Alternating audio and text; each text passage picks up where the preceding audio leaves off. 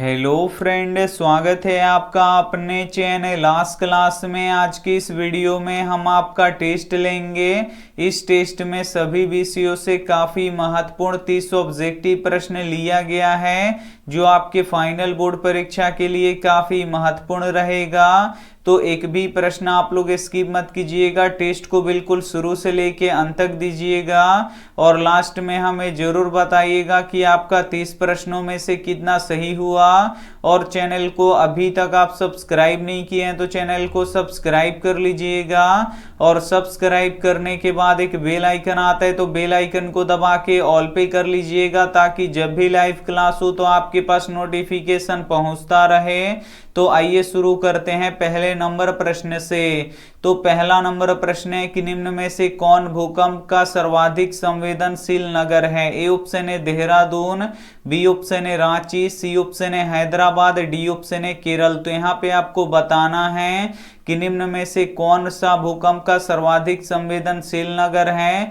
तो देहरादून है, इसे आपको याद रखना है। यहाँ पे ए ऑप्शन बिल्कुल ही सही हो जाएगा। और सबसे प्रभावी आपदा कौन सा होता है, तो भूकंप होता है, तो ये भी साथ में आपको याद रखना है। और भूकंप की तीव्रता किससे मापा जाता है, तो रिएक्टर स्केल से मापा जाता है, तो ये भी साथ में आपको याद रखना है। आइए देखते हैं अगला प्रश्न। दो नंबर प्रश्न है कि तरंग दैर्घ्य को किस में मापते हैं। ए ऑप्शन है जूल में, बी ऑप्शन है एंगस्ट्रॉम में, सी ऑप्शन है पास्कल में, डी ऑप्शन है मीटर में। तो यहाँ पे आपको बताना है कि तरंग दैर्घ्य को किस में मापते हैं, तो तरंग दैर्घ्य को एंगस्ट्रॉम में मापते हैं, इसे आपको याद रखना है। यहाँ पे ए ऑप्शन बिल्कुल ही सही हो जाएगा। और लाल रंग का तरंग दैर्घ्य सबसे अधिक होता है, इसे आपको याद रखना है। और बैगनी रंग का तरंग दैर्घ्य सबसे कम होता है, तो इसे भी साथ में आपको याद रखना है। आइए देखते हैं अगला प्रश्न। 3 नंबर प्रश्न है कि सुनामी शब्द किस भाषा का शब्द है। ए ऑप्शन है भारतीय, बी ऑप्शन है चाइनीज, सी ऑप्शन है जापानी, डी ऑप्शन है भूटानी। तो यहाँ पे आपको बताना है कि सुनामी शब्द किस भाषा का शब्द है, तो ये जापानी भाषा का शब्द है, इसे आपको याद रखना है। यहाँ पे सी ऑप्शन बिल्कुल ही सही हो जाएगा। और सुनामी किस देश में सबसे अधिक आता है, तो जापान में सबसे अधिक आता है, तो ये भी साथ में आपको याद रखना है। आइए देखते हैं अगला प्रश्न। 4 नंबर प्रश्न है कि नीतिकार आलस्य को क्या मानते हैं। ए ऑप्शन है गुण, बी ऑप्शन है शत्रु, सी ऑप्शन है मित्र, डी ऑप्शन है धर्म। तो यहाँ पे आपको बताना है कि नीतिकार आलस्य को क्या मानते हैं, तो शत्रु मानते हैं, इसे आपको याद रखना है। यहाँ पे बी वाला ऑप्शन बिल्कुल ही सही हो जाएगा। आइए देखते हैं अगला प्रश्न। 5 नंबर प्रश्न है कि यदि tan a बराबर cot b हो तो a प्लस b का मान ज्ञात करें। काफी महत्वपूर्ण प्रश्न है। यहाँ पे tan a बराबर cot b दिया है, तो यहाँ पे आपको a प्लस b का मान ज्ञात करना है। तो a और b का मान कैसे निकलेगा, तो यहाँ पे देखिए tan a और cot b कितने डिग्री पर बराबर होता है, तो tan 45 डिग्री का भी मान 1 होता है और cot 45 डिग्री का भी मान 1 होता है। तो यहाँ पे a का मान कितना है, 45 डिग्री है, और b का भी मान कितना है, 45 डिग्री है। तो यहाँ पे a के जगह पे 45 डिग्री लिख देंगे और b का भी मान कितना है, 45 डिग्री है। तो 45 और 45 जोड़ेंगे तो कितना हो जाएगा, 90 डिग्री हो जाएगा। तो a प्लस b का मान कितना निकल गया, 90 डिग्री निकल गया। यहाँ पे a वाला ऑप्शन बिल्कुल ही सही हो जाएगा। टेस्ट को आप लोग बिल्कुल शुरू से लेके अंत तक दीजिएगा और लास्ट में हमें जरूर बताइएगा कि आपका 30 प्रश्नों में से कितना सही हुआ। और वीडियो को अभी तक आप लाइक नहीं किए तो प्लीज आप लोग वीडियो को लाइक कर दीजिएगा। और अभी तक आप हमारे व्हाट्सएप ग्रुप में नहीं जुड़े हैं तो ये हमारा व्हाट्सएप नंबर है, इस पे आपको बोल देना है कि सर हमें ग्रुप में जोड़ दीजिए, तो हम आपको ग्रुप में जोड़ देंगे। आइए देखते हैं अगला प्रश्न। 6 नंबर प्रश्न है कि पीएच स्केल का आविष्कार किसने किया। ए ऑप्शन है लेवोजियर ने, बी ऑप्शन है मेंडल ने, सी ऑप्शन है न्यूटन ने, डी ऑप्शन है सोरेनसन ने। तो यहाँ पे आपको बताना है कि पीएच स्केल का आविष्कार किसने किया, तो सोरेनसन ने किया। इसे आपको याद रखना है। यहाँ पे डी वाला ऑप्शन बिल्कुल ही सही हो जाएगा। और पीएच स्केल पर 0 से लेके 14 तक की संख्याएं अंकित होती हैं, तो ये भी साथ में आपको याद रखना है। आइए देखते हैं अगला प्रश्न 7 नंबर। 7 नंबर प्रश्न है कि आवृत्ति का एसआई मात्रक क्या होता है। ए ऑप्शन है हर्ट्ज, बी ऑप्शन है धारा, सी ऑप्शन है चुंबकीय क्षेत्र, डी ऑप्शन है बल। तो यहाँ पे आपको बताना है कि आवृत्ति का एसआई मात्रक क्या होता है, तो हर्ट्ज होता है। इसे आपको याद रखना है। और हर्ट्ज को Hz से सूचित किया जाता है, तो ये भी साथ में आपको याद रखना है। यहाँ पे ए ऑप्शन बिल्कुल ही सही हो जाएगा। और विद्युत धारा का एसआई मात्रक क्या होता है, एम्पियर होता है। और चुंबकीय क्षेत्र का एसआई मात्रक क्या होता है, टेस्ला होता है। इसे आपको याद रखना है। और बल का एसआई मात्रक क्या होता है, न्यूटन होता है। तो इसे भी साथ में आपको याद रखना है। आइए देखते हैं अगला प्रश्न 8 नंबर। 8 नंबर प्रश्न है कि सुखाड़ क्या है। ए ऑप्शन है प्राकृतिक आपदा, बी ऑप्शन है मानव जनित आपदा, सी ऑप्शन है सामान्य आपदा, डी ऑप्शन है इनमें से कोई नहीं। तो यहाँ पे आपको बताना है कि सुखाड़ क्या है, तो सुखाड़ एक प्राकृतिक आपदा है। इसे आपको याद रखना है। यहाँ पे ए ऑप्शन बिल्कुल ही सही हो जाएगा। और ये जो सुखाड़ होता है ये धीरे धीरे आता है, तो ये भी साथ में आपको याद रखना है। आइए देखते हैं अगला प्रश्न 9 नंबर। 9 नंबर प्रश्न है कि सूर्य में ऊर्जा कैसे उत्पन्न होती है। ए ऑप्शन है आयनन से, बी ऑप्शन है ऑक्सीजन से, सी ऑप्शन है नाभिकीय संलयन से, डी ऑप्शन है नाभिकीय विखंडन से। तो यहाँ पे आपको बताना है कि सूर्य में ऊर्जा उत्पन्न कैसे होती है, तो नाभिकीय संलयन की अभिक्रिया के द्वारा उत्पन्न होता है। यहाँ पे सी ऑप्शन बिल्कुल ही सही हो जाएगा। और जो हाइड्रोजन बम होता है ये किस पे कार्य करता है, तो नाभिकीय संलयन के अभिक्रिया पर कार्य करता है। तो ये भी साथ में आपको याद रखना है। आइए देखते हैं अगला प्रश्न 10 नंबर। 10 नंबर प्रश्न है यदि cos 4x माइनस 10 डिग्री बराबर 0 हो तो x का मान है। काफी महत्वपूर्ण प्रश्न है। यहाँ पे देखिए cos 4x माइनस 10 डिग्री बराबर यहाँ पे 0 दिया है, तो यहाँ से आपको x का मान निकालना है। तो x का मान कैसे निकलेगा, तो यहाँ से cos को हटाना पड़ेगा। और cos कैसे हटेगा, तो अगर बराबर के इधर भी एक cos रहता तो cos से cos कट जाता।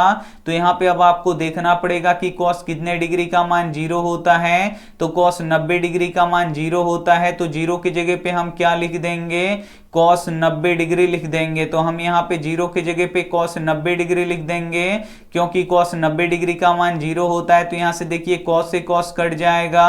यहाँ पे 4x माइनस 10 डिग्री बराबर कितना बच जाएगा, यहाँ पे 90 डिग्री बच जाएगा। अब यहाँ पे देखिए माइनस 10 डिग्री है, तो इसे बराबर के इधर भेज दीजिए। तो इधर 4x बराबर क्या हो जाएगा, 90 डिग्री, और प्लस यहाँ पे 10 डिग्री जोड़ दीजिए। तो यहाँ पे देखिए 90 और 10 जोड़ेंगे तो ये कितना हो जाएगा, यहाँ पे 100 डिग्री हो जाएगा। यहाँ से आपको x का मान निकालना है, तो 4 इधर गुणा कर रहा है तो इधर आके भाग करेगा। तो x का मान कितना हो जाएगा, 100 डिग्री बट्टा 4, और 4 से 100 कितना बार में कटेगा, 25 बार में कटेगा। तो x का मान कितना निकल गया, 25 डिग्री निकल गया। यहाँ पे बी वाला ऑप्शन बिल्कुल ही सही हो जाएगा। आइए देखते हैं अगला प्रश्न 11 नंबर। 11 नंबर प्रश्न है कि सोडियम धातु का संग्रह किया जाता है। ए ऑप्शन है एल्कोहल में, बी ऑप्शन है मिट्टी के तेल में, सी ऑप्शन है जल में, डी ऑप्शन है HCl में। तो यहाँ पे आपको बताना है कि सोडियम धातु को संग्रह किया जाता है तो मिट्टी के तेल यानी किरोसिन के तेल में रखा जाता है। इसे आपको याद रखना है क्योंकि यह बहुत ही अत्यधिक ज्वलनशील होता है। यहाँ पे बी ऑप्शन बिल्कुल ही सही हो जाएगा। और सोडियम जो धातु होता है इसे हम चाकू से काट सकते हैं, तो ये भी साथ में आपको याद रखना है। आइए देखते हैं अगला प्रश्न 12 नंबर।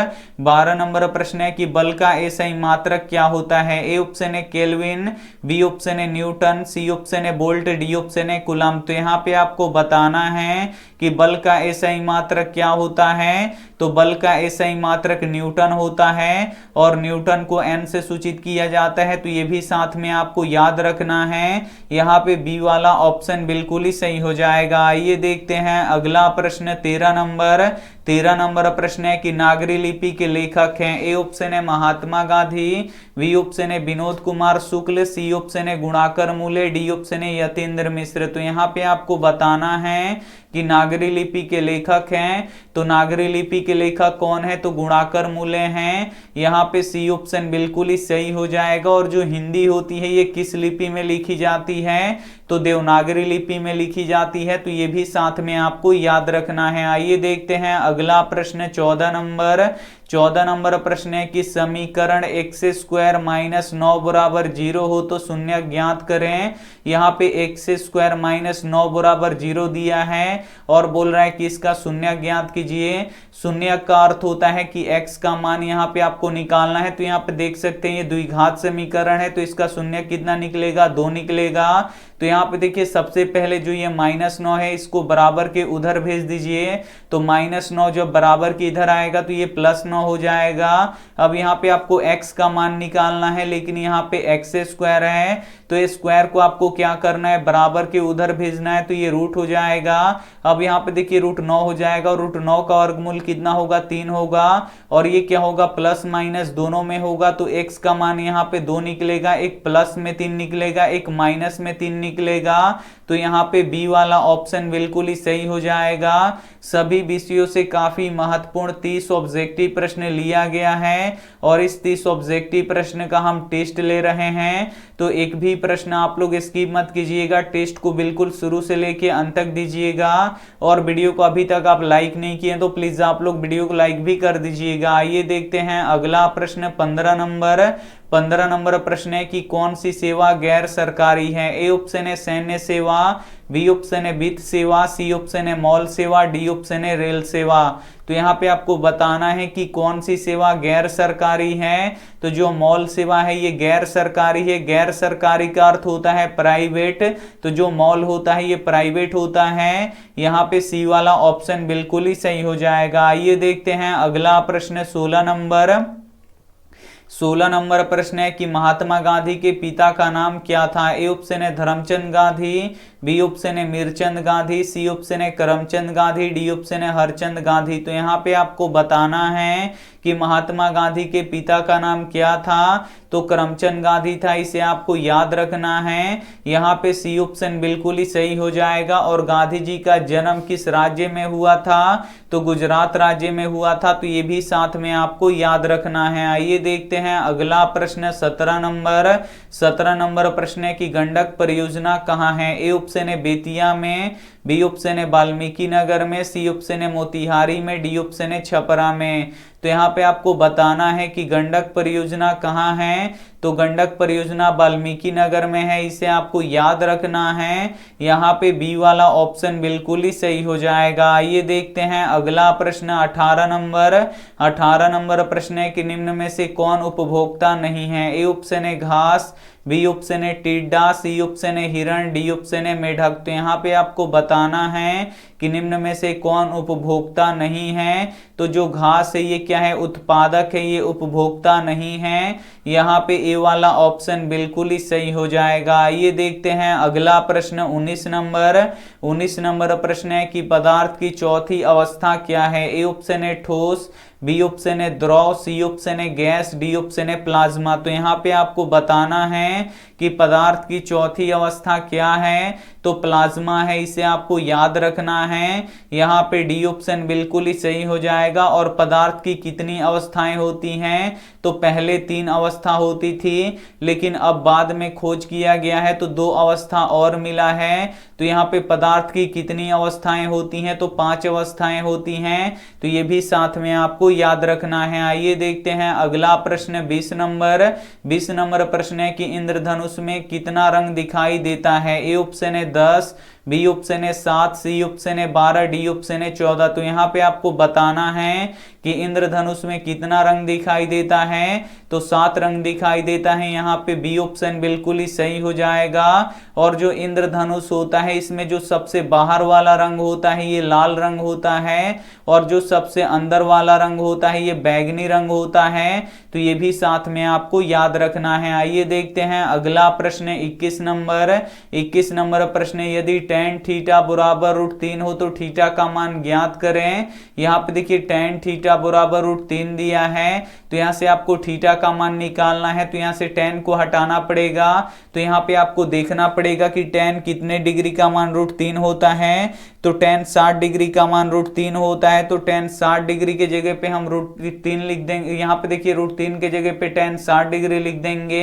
तो यहाँ पे देखिए tan थीटा बराबर क्या हो जाएगा, यहाँ पे tan 60 डिग्री, और tan 60 डिग्री का मान कितना होता है √3 होता है। तो यहाँ पे देखिए tan से tan कट जाएगा, थीटा बराबर कितना निकल गया 60 डिग्री निकल गया। यहाँ पे बी वाला ऑप्शन बिल्कुल ही सही हो जाएगा। आइए देखते हैं अगला प्रश्न 22 नंबर। 22 नंबर प्रश्न है कि सेन साहब की आंखों का तारा कौन है। ए ऑप्शन है कार, बी ऑप्शन है खोखा, सी ऑप्शन है पुत्रियां, डी ऑप्शन है मदन। तो यहाँ पे आपको बताना है कि सेन साहब की आंखों का तारा कौन है, तो खोखा है, इसे आपको याद रखना है। यहाँ पे बी ऑप्शन बिल्कुल ही सही हो जाएगा। और जो सेन साहब की कार थी ये किस रंग की थी, तो काली रंग की थी, इसे आपको याद रखना है। और ये कितने रुपए की थी, तो 7,500 रुपया की थी, तो ये भी साथ में आपको याद रखना है। आइए देखते हैं अगला प्रश्न 23 नंबर। 23 नंबर प्रश्न है कि सूर्योदय और सूर्यास्त के समय आकाश लाल प्रतीत होता है, क्यों। ए ऑप्शन है प्रकाश का परावर्तन के कारण, बी ऑप्शन है प्रकाश का अपवर्तन के कारण, सी ऑप्शन है प्रकाश का वर्ण विक्षेपण के कारण, डी ऑप्शन है प्रकाश का विवर्तन के कारण। तो यहाँ पे आपको बताना है कि सूर्योदय और सूर्यास्त के समय आकाश लाल प्रतीत होता है, क्यों, तो प्रकाश का अपवर्तन के कारण से होता है, इसे आपको याद रखना है। यहाँ पे बी वाला ऑप्शन बिल्कुल ही सही हो जाएगा। आइए देखते हैं अगला प्रश्न 24 नंबर। 24 नंबर प्रश्न है कि प्लास्टिक मुद्रा है। ए ऑप्शन है रबर, बी ऑप्शन है एटीएम कार्ड, सी ऑप्शन है चेक, डी ऑप्शन है ड्राफ्ट। तो यहाँ पे आपको बताना है कि प्लास्टिक मुद्रा है, तो जो एटीएम होता है, ये जो एटीएम कार्ड होता है ये प्लास्टिक मुद्रा होता है। यहाँ पे बी वाला ऑप्शन बिल्कुल ही सही हो जाएगा। आइए देखते हैं अगला प्रश्न 25 नंबर।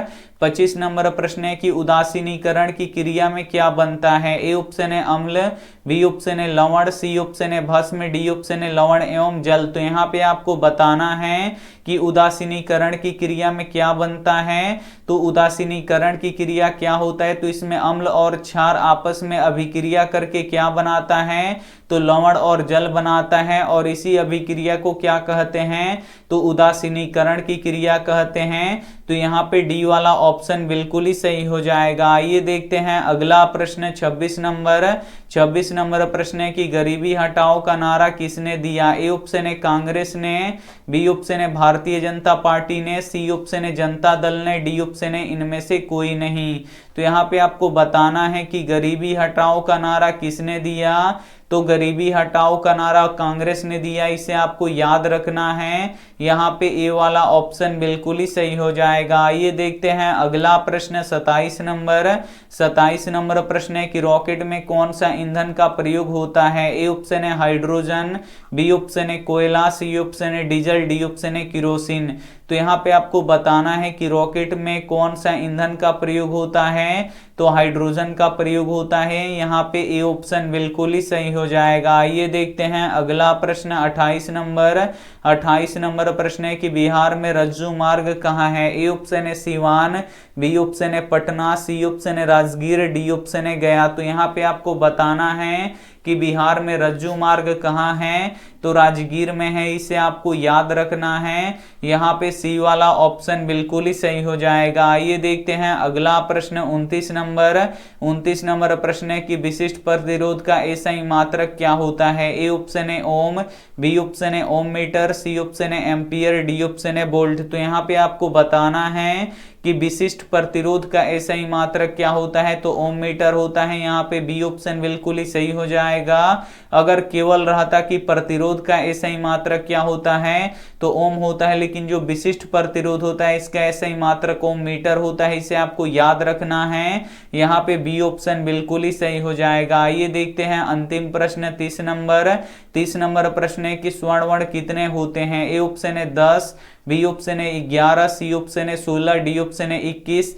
तो यहाँ पे आपको बताना है कि स्वर्ण कितने होते हैं, तो स्वर्ण 11 होते हैं, इसे आपको याद रखना है। यहाँ पे बी वाला ऑप्शन बिल्कुल ही सही हो जाएगा। और ये रहा आपके लिए होमवर्क प्रश्न। यहाँ पे आप लोग 30 ऑब्जेक्टिव प्रश्नों को सॉल्व कर चुके हैं, टेस्ट दे चुके हैं। तो अब आप हमें कमेंट करके बता दीजिए कि आपका 30 प्रश्नों में से कितना सही हुआ। और यहाँ पे देखिए होमवर्क प्रश्न का जवाब आपको कमेंट बॉक्स में देना है कि जंग लगने पर लोहा का भार, ए ऑप्शन है बढ़ता है, बी ऑप्शन है घटता है, सी ऑप्शन है अपरिवर्तित रहता है, डी ऑप्शन है इनमें से कोई नहीं। तो जो भी ऑप्शन आपको सही लगे वो आप हमें कमेंट करके जरूर बताइएगा। और वीडियो को अभी तक आप लाइक नहीं किए तो प्लीज आप लोग वीडियो को लाइक कीजिए, अपने दोस्तों के पास इस वीडियो को जरूर शेयर कीजिए। और चैनल को अभी तक आप सब्सक्राइब नहीं किए तो चैनल को सब्सक्राइब कर लीजिएगा। थैंक यू फॉर वॉचिंग, मिलते हैं अगले वीडियो में, तब तक अपना ध्यान रखिए। अब यहाँ पे सुबह 5:30 बजे क्लास होगा, तब तक अपना ध्यान रखिए, मन लगा के पढ़ाई कीजिए। Take care and bye.